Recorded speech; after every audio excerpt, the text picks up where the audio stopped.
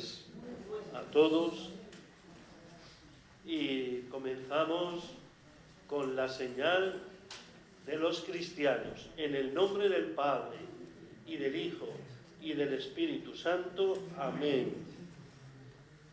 Bueno, en esta lección vamos a tener presente todo el movimiento que suscita el Espíritu y que es el movimiento ecuménico.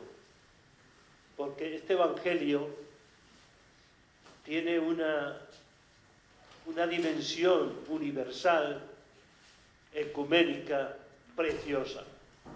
Y necesitamos entrar en esa canción del Espíritu que es la comunión. Entonces tenemos presente el ecumenismo, del que habla tanto la Iglesia sinodal. Sínodo significa, ¿qué significa? Caminar juntos. Entonces, sínodo no es un grupito, una especie de grupo cerrado, sino que sínodo significa caminar juntos, con una dimensión universal. Bueno, entonces tenemos eso presente. Después celebramos el día 8, aunque litúrgicamente no lo celebramos, pero el día 8 ya sabéis que es la Inmaculada Concepción. Pero el día 8 celebramos el segundo domingo de Adviento y la Inmaculada se va a celebrar el día 9. ¿Sabíais eso? Bueno, pues el día 9. Entonces tenemos presente a María Inmaculada. También nos da mucha alegría recibir entre nosotros a Nati. ¿Sabéis quién es Nati? ¿Sabes quién es Nati? ¿Quién es Nati? La que tienes a tu derecha.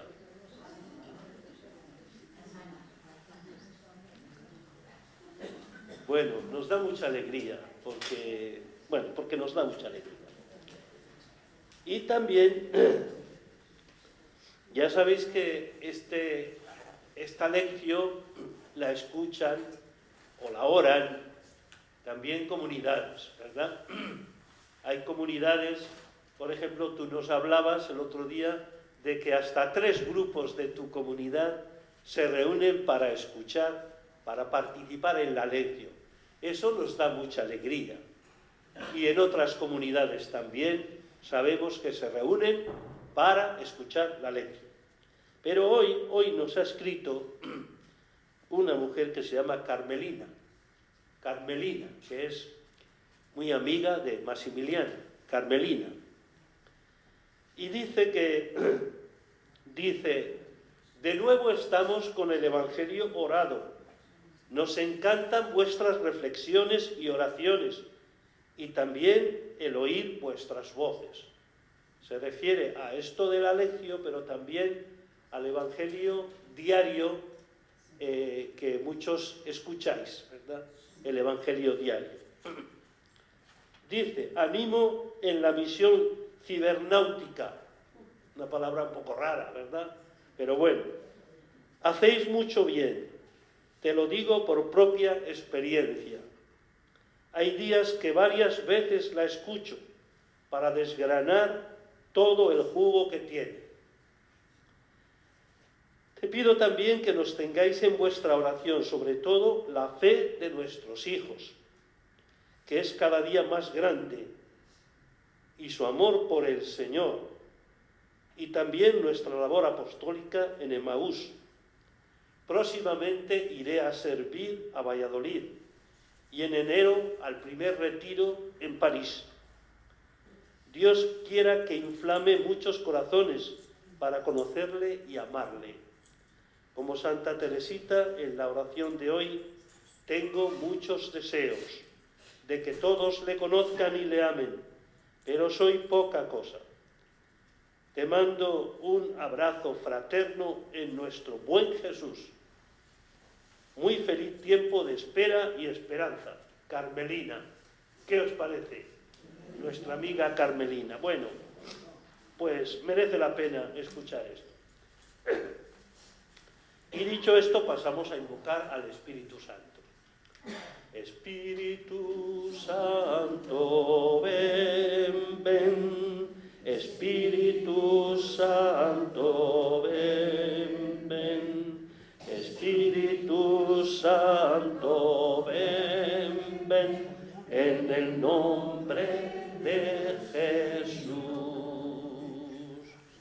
entonces nos abrimos al Espíritu Santo. Pero el Espíritu Santo está escondido, es muy humilde, está ahí metido, pero habla en los hermanos y hermanas. Por eso, a través de nosotros, nos transmite su influjo. Por eso es tan importante escucharnos el lenguaje de la fe unos a otros. Escuchamos al Espíritu, porque en los hermanos nos ayuda a preparar el camino de Jesús. Este es un camino precioso. Escuchar al Espíritu, escuchando a los hermanos y hermanas. Acordaos que en el sínodo recientemente se ha clausurado, pero eso significa que ahora es cuando realmente empieza. Como decía Santa Teresa, cuando parece que todo terminaba, dice, ahora comenzamos, y procuramos ir comenzando siempre de bien en mejor. Bueno, pues en el sínodo una de las tareas preciosas era lo que el Papa llamaba la conversación en el Espíritu. Y es cuando nos reunimos en comunidad o con amigos, con personas como aquí, para hablar la lengua del Espíritu. Y como motivación hemos escogido un texto precioso que leemos en el prefacio segundo de Adviento. Seguro que os suena. Dice así: a quien ya sabéis que es Jesús, a quien todos los profetas anunciaron. Todos los profetas. La Virgen esperó con inefable amor de madre. Juan lo proclamó ya próximo y señaló después entre los hombres.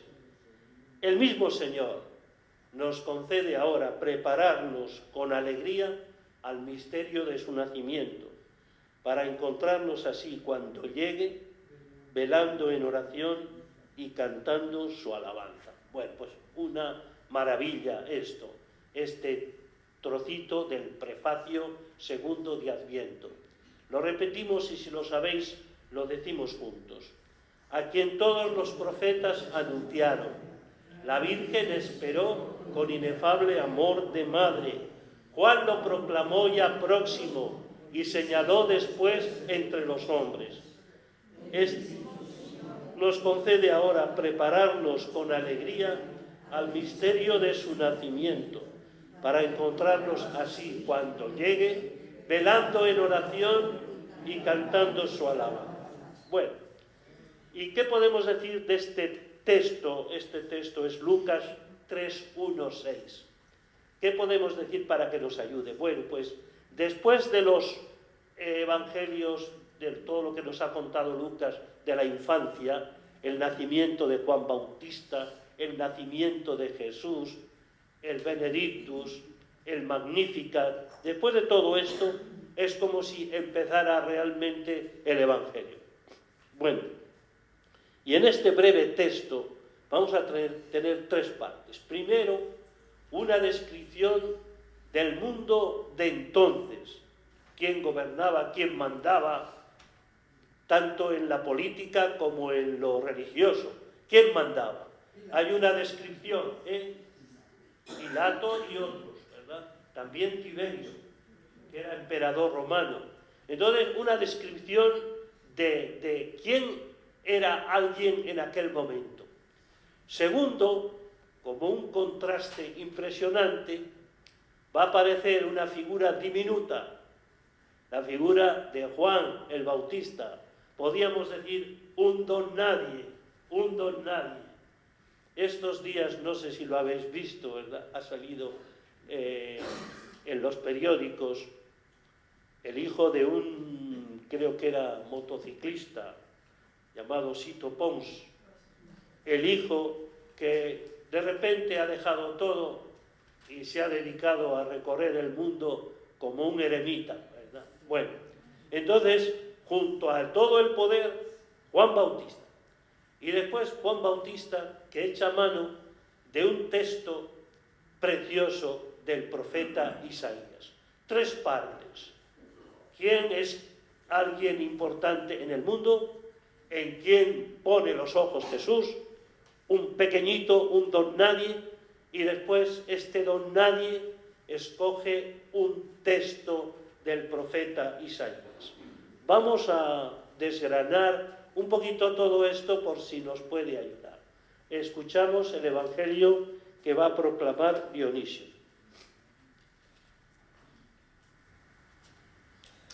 El Señor esté con vosotros. Y con tu espíritu. Lectura del Santo Evangelio según San Lucas. Gloria a ti, Señor. En el año 15 del imperio del emperador Tiberio, siendo Poncio Pilato gobernador de Judea y Herodes tetrarca de Galilea y su hermano Filipo tetrarca de Iturea y Traconítide y Lisario tetrarca de Abilene, bajo el sumo sacerdocio de Anás y Caifás, vino la palabra de Dios sobre Juan, hijo de Zacarías, en el desierto.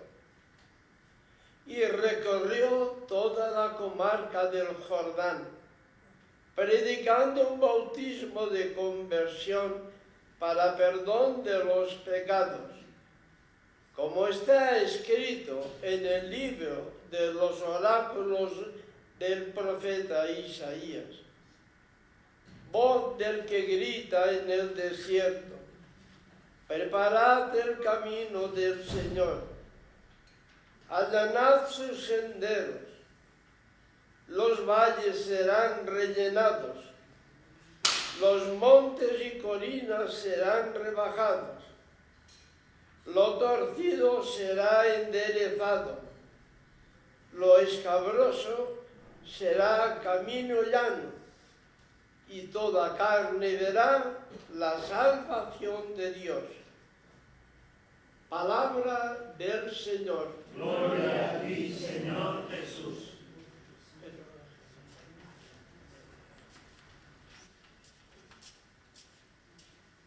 Bueno, damos muchas gracias a Dionisio, que nos regala la palabra en su palabra, que es como la palabra siempre la decimos con nuestra palabra, con nuestra historia. Bien, entonces vamos con la primera parte de este Evangelio. Esta manera de cuando se quiere presentar a un personaje, hablar primero de la situación, es algo propio de la Biblia. Por ejemplo, el profeta Oseas también así empieza: palabra que recibió Oseas durante los reinados de Ocías y de otros reyes de Israel. Esta es una manera que tiene la Biblia a veces de presentar a un personaje. También los historiadores paganos, sobre todo helenistas, cuando querían describir algo, contaban la situación política, religiosa que había en el mundo. Una situación con minuciosidad. Era muy importante esto. Bueno, pues Lucas, que es un escritor de origen griego, un evangelista de origen griego, también comienza de esta manera. Y nos habla de quién era quién, nos habla del mapa del poder en aquel tiempo. ¿Y cuál era este mapa del poder? Pues en primer lugar estaba el emperador Tiberio, pero después estaba también Poncio Pilato, gobernador de Judea. Después estaba Herodes, virrey de Galilea, y otros personajes también que mandaban en aquel terreno. Podríamos decir que era como las comunidades autónomas aquí en España. Hay algunos arriba, pero después en cada lugar manda un personaje. Bueno, y en cuanto a lo religioso, ¿quién mandaba entonces? Pues mandaba el sumo sacerdote, pero aquí aparecen dos nombres, Anás y Caifás. ¿Por qué? En realidad el sumo sacerdote ahora es Caifás, pero Anás es como el emérito, como cuando obispos decimos, este es un obispo emérito. Y como obispo emérito, pues tienen también su influencia. Este Anás era muy importante porque el Caifás no hacía cosa si no la consultaba con Anás. Bueno, entonces esto es lo que nos presenta este Lucas, y presenta a Juan en el Jordán y en el desierto. Los que habéis estado en Tierra Santa, sabéis que el Jordán, cuando va a desembocar en el Mar Muerto, entra en el desierto. Y entra en el desierto en una zona que llamamos Qumran. Entra en Qumran y después ya se pierde en el desierto. Bueno, entonces ha dicho que era el año 15 del emperador Tiberio. El año 15 del emperador Tiberio, traducido a nuestra era, es el año 26-29 de nuestra era. Es decir, que cuando Juan se presenta, tiene en torno a 30 años, que serán también los años que tiene Jesús cuando se presente. Bueno, entonces, ¿esto qué significa? Que la historia de salvación no es algo etéreo. Acontece en el aquí y en el ahora. Cruza fronteras. El Dios cristiano es un Dios que se presenta en el Adviento con mucho realismo. Jesús tiene rostro, el credo tiene corazón, y el Adviento y el Evangelio se hace humanidad. Entonces, este ambiente político, religioso, es donde se va a encarnar la palabra que le llega a Juan. Estos personajes que hemos dicho eran unos personajes que tenían mucho poder, pero sobre todo tenían mucho abuso de poder, porque se metían sobre todo con los pobres, cargándolos de impuestos, y si alguno protestaba, le daban una paliza, lo encarcelaban o lo mataban. Eran realmente personajes muy severos.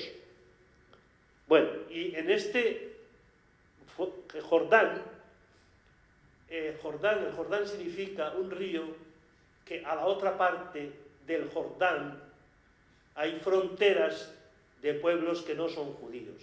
Entonces el Jordán va a ser el río que va a abrir la salvación también a otros pueblos. La palabra se mete en la historia.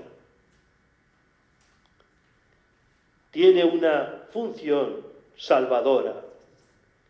El Dios cristiano es muy realista, muy concreto.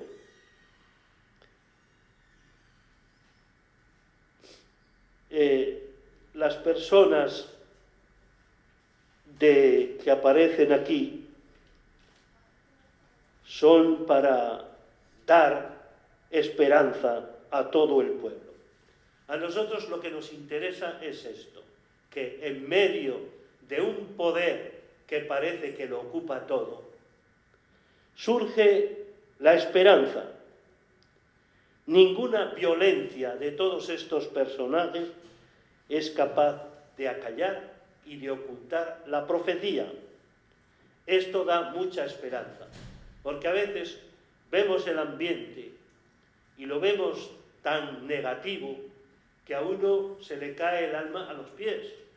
Y sin embargo, Lucas nos dice, pues en ese momento en que parece que gobiernan y mandan estos señores, en ese momento es cuando aparece la palabra de esperanza.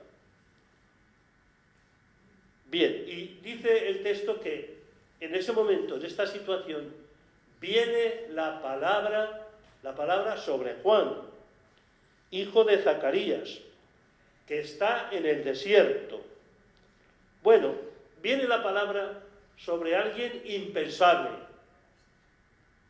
Normalmente, si nos preguntaran a nosotros sobre quién viene hoy la palabra, pues diríamos seguramente personas de relevancia en lo religioso. A veces nos parece que cuanto más seamos, cuanto mejor funcione nuestra parroquia, parece que se hace más presente el Señor.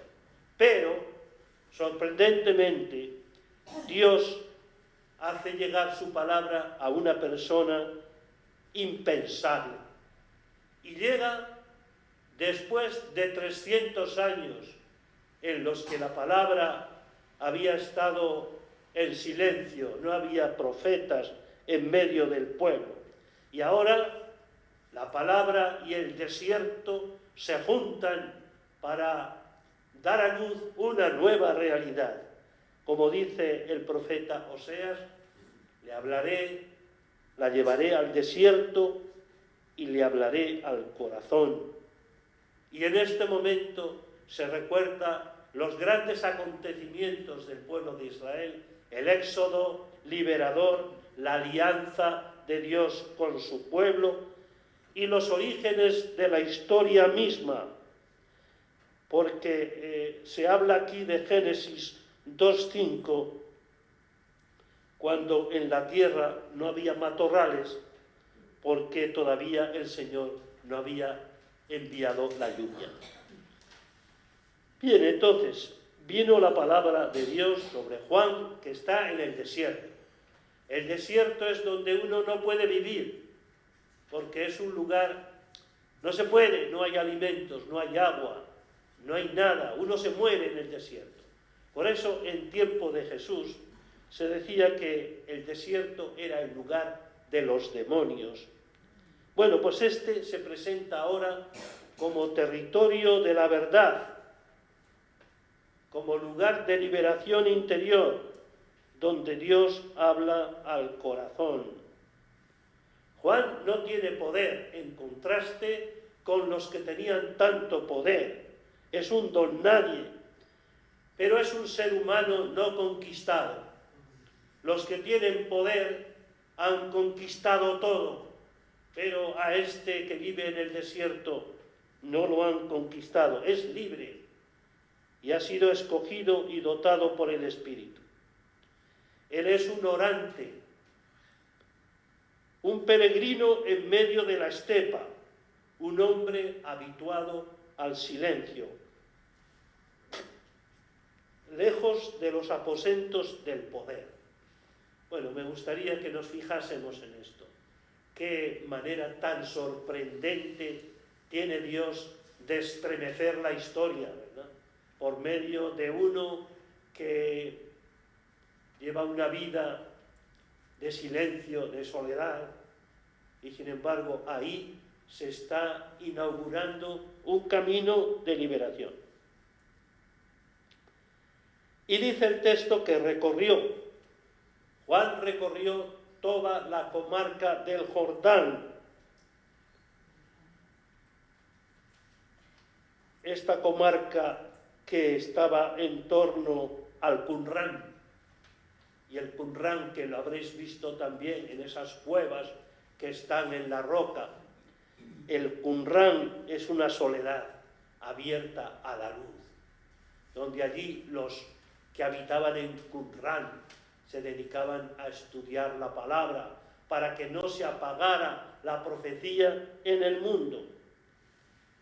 El Jordán es un símbolo de vida y de movimiento, un símbolo que cura. Acordaos del sirio Naamán, a quien el profeta le dice: de parte de Dios: vete a lavarte en el Jordán.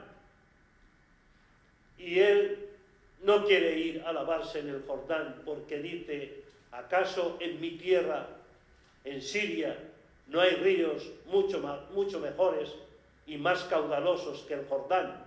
Pero finalmente él se bañará en el Jordán y la carne herida por la lepra se renovará. Juan predica un bautismo de conversión, inmersión. Entonces no se bautizaban como nos han bautizado a nosotros, creo, echándonos un poquito de agua sobre la cabeza, sino que se metían en el río Jordán. Seguramente lo habréis visto una de las veces que fuimos a Tierra Santa. Allí había muchos cristianos que se bañaban, se metían con una vestidura, se metían en el Jordán para zambullirse en el agua, para nacer de nuevo. Y lo que pretende el bautismo, que es un bautismo de conversión, no es solo una conversión moral, sino es una conversión teologal, un cambio de mentalidad. Y lo que anuncia Juan no es un mensaje agresivo, es un mensaje de salvación, una propuesta de salvación. Bueno, entonces, lejos de los aposentos del poder, ahí dirige Dios su palabra. ¿Esto qué significa? Que cuando nosotros nos desnudamos de todo poder y de todo deseo de ser más que los demás, estamos abriendo el corazón a la palabra. Estos días, como muchos sabéis, hemos estado en Duruelo, un lugar de silencio y de soledad, donde parece que no puede brotar nada, y sin embargo allí brotó el Carmelo descalzo. Y Santa Teresa, que era una mujer que creía en los paisajes antes de que estos existieran, ya vio allí lo que apuntaba, lo que apenas era una semilla. Lo vio y se emocionó y no hacía más que dar gracias a Dios. Y también podemos hablar del monasterio del desierto de las Batuecas, un lugar que conocemos muchos, un lugar donde hay un silencio tan grande, que parece que se oye el silencio, y el silencio te envuelve. Ahí, en un lugar apartado, entre montañas, ahí también hoy el Señor sigue hablando a los que van allí. Duruelo y el desierto y tantos otros lugares. Entonces Juan lo que hace es, recorriendo toda la comarca del Jordán, es que nos dice: es posible nacer de nuevo. No sé lo que pensaréis vosotros, pero a mí a veces este panorama que tenemos en este momento me parece tan difícil como si Dios no pudiera romper esta corteza. Y sin embargo, por medio de Juan nos dice: es posible nacer de nuevo, a pesar de los escepticismos. ¿Sabéis quién se presenta en el Evangelio como escéptico? El abuelo de Nicodemo. Pero ¿puedo yo volver a nacer siendo tan viejo? ¿Puedo yo nacer? Pues puedes nacer, porque el Espíritu es como el viento que sopla donde quiere. Bien. Entonces, lo que hace Juan es un anuncio de salvación y de alegría. La conversión no es una... Ay, Dios mío. No es una autotortura, sino que es un proyecto precioso de vida. En Juan se citan penitencia y alegría. Juan estremece el desierto, pero Jesús estremecerá, lo hará florecer a este desierto, bautizando en el Espíritu.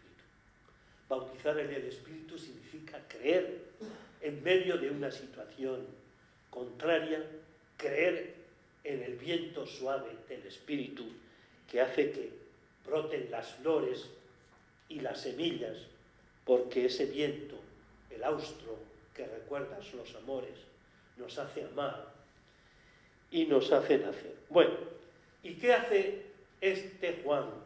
Juan es una voz que grita en el desierto, una voz que abre caminos de esperanza, la esperanza para llevar el corazón, aunque después Juan, por predicar esta esperanza, ¿sabéis dónde va a terminar? Va a terminar en la cárcel. Y Jesús también, que ve una maravilla, por ejemplo hoy el Evangelio de Jesús, que Jesús se llena de gozo, se llena de alegría, porque ve que Dios está haciendo maravillas en los pequeños. Entonces no hace falta mirar lo que es en este mundo huele a grandeza, sino hay que mirar siempre a los pequeños. Y Jesús, lleno de alegría, empieza a decir: te doy gracias, Padre, porque has escondido estas cosas a los sabios y entendidos y se las has revelado a la gente sencilla.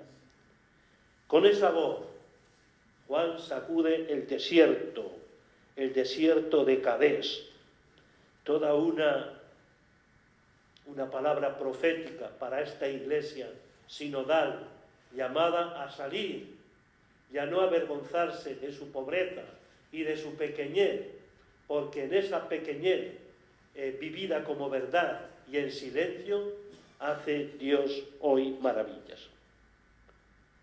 Bueno, y para ponerle texto a esta voz, Juan escoge un texto del profeta Isaías. Tiene un texto preferido, lo mismo muchos de nosotros. Hemos encontrado a veces un texto que nos gusta tanto que lo hemos puesto en nuestra habitación. ¿No es así? Un texto que lo hemos puesto porque para nosotros es muy significativo. ¿Qué texto escoge Juan? Un texto del profeta Isaías. Un texto precioso. Como también Jesús, cuando vaya a la sinagoga de su pueblo, escogerá un texto del profeta Isaías. Escoger porque Juan sabe que la palabra no es suya, la palabra es de Dios. Por eso echa mano de otros profetas, y Jesús también echará mano de otros profetas. ¿Y de qué habla este texto de Isaías? Preparar caminos, allanar senderos. Es su carta de presentación.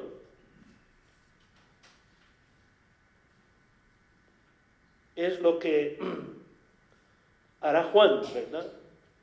No quiere esto decir que convertirnos sea coger una pala, como se han hecho tan famosas las palas de la Riada de Valencia.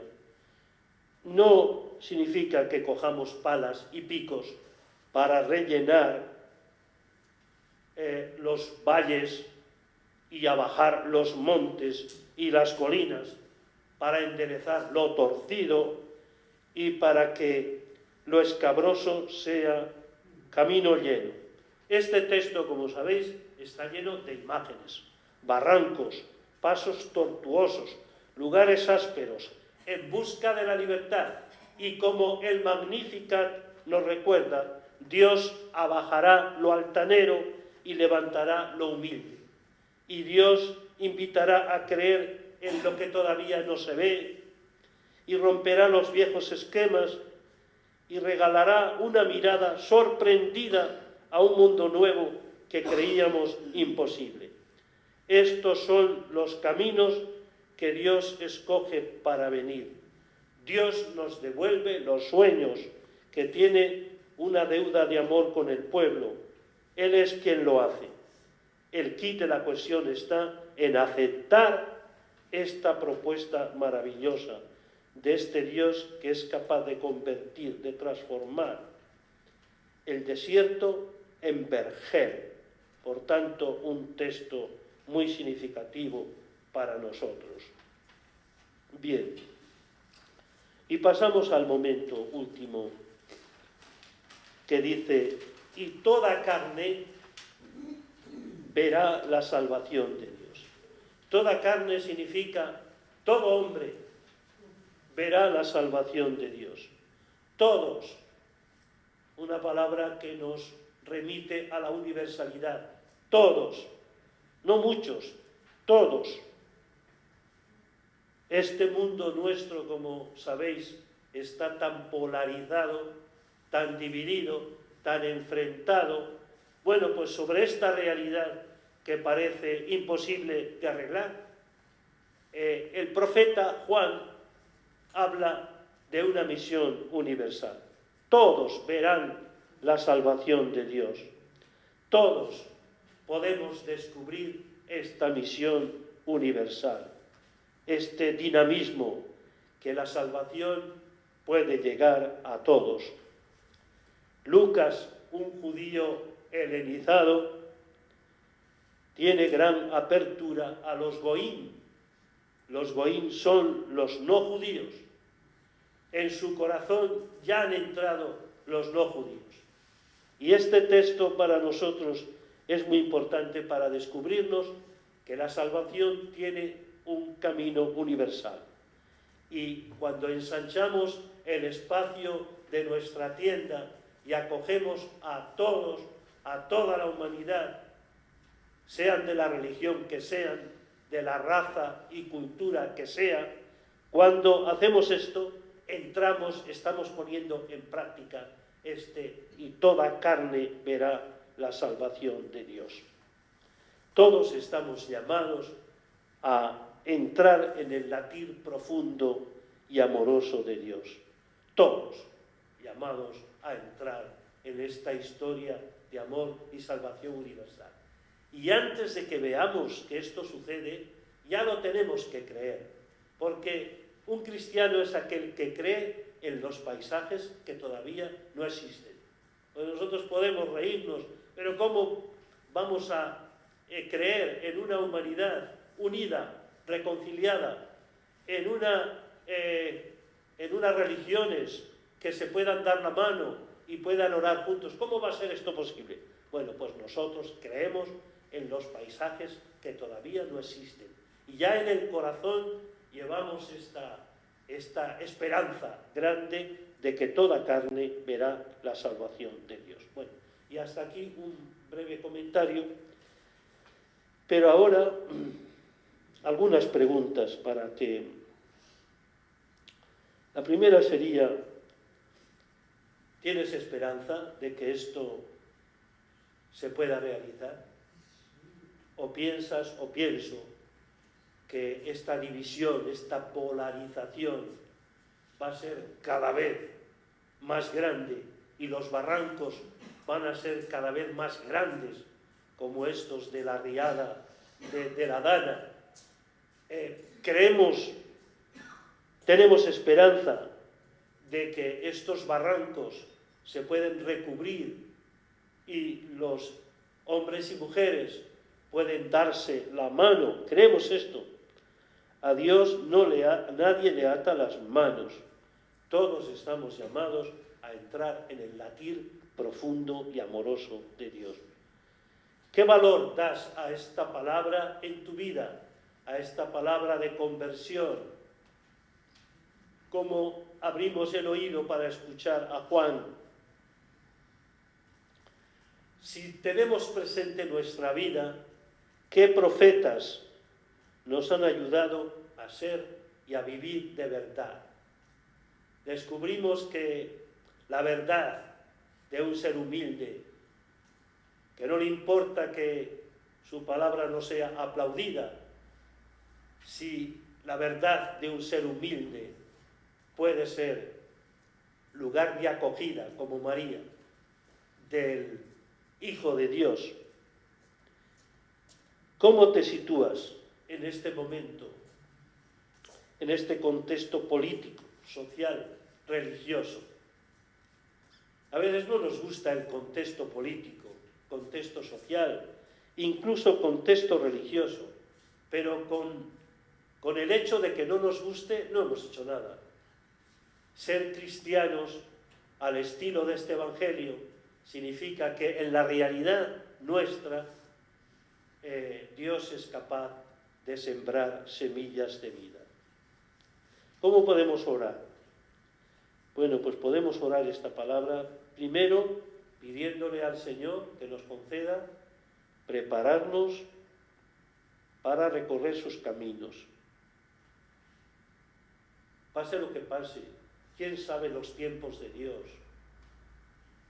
A veces hacemos una lectura muy pesimista del mundo, de la Iglesia.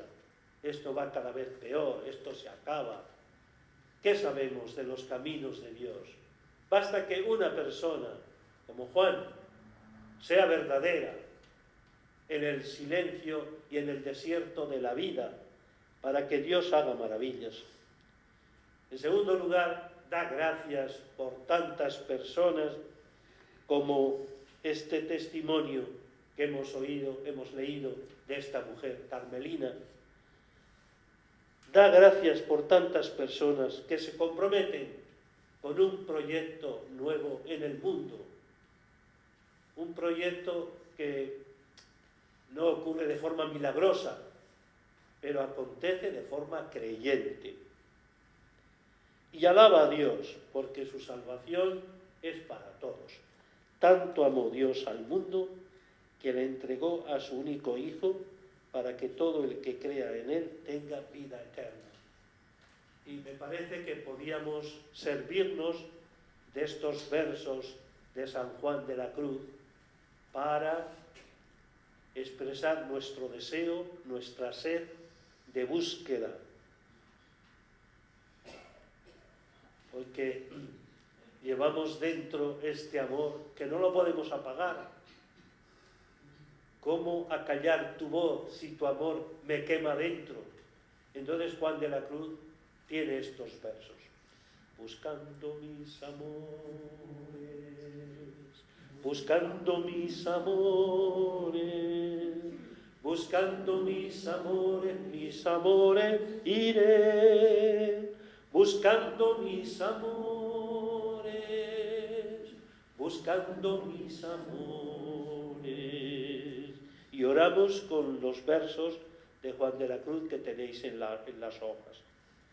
Buscando mis amores, iré por esos montes y riberas, ni cogeré las flores, ni temeré las fieras, y pasaré los fuertes y fronteras. Buscando mis amores, buscando mis amores, buscando mis amores, iré. Buscando mis amores, buscando mis amores. Y para terminar, ensancha el espacio de tu tienda, de tu corazón, porque la gracia de Dios es para todos. Bueno, entonces, adelante con este Evangelio tan importante para nuestro Adviento. Y os recuerdo que el jueves, de 5 a 7, tendremos aquí una experiencia de silencio y soledad para ponernos en verdad ante este Dios que se hace presente en el pequeño, que se estremece ante sus palabras. El jueves de 5 a 7. ¿Algo más tengo que comunicar? Pues aquí, invitad a todos los que queráis. De 5 a 7 el jueves. Bueno, gracias Nati por venir a estar con nosotros. Y gracias a todos. Y un abrazo muy grande para vivir el Adviento con esperanza. Amén.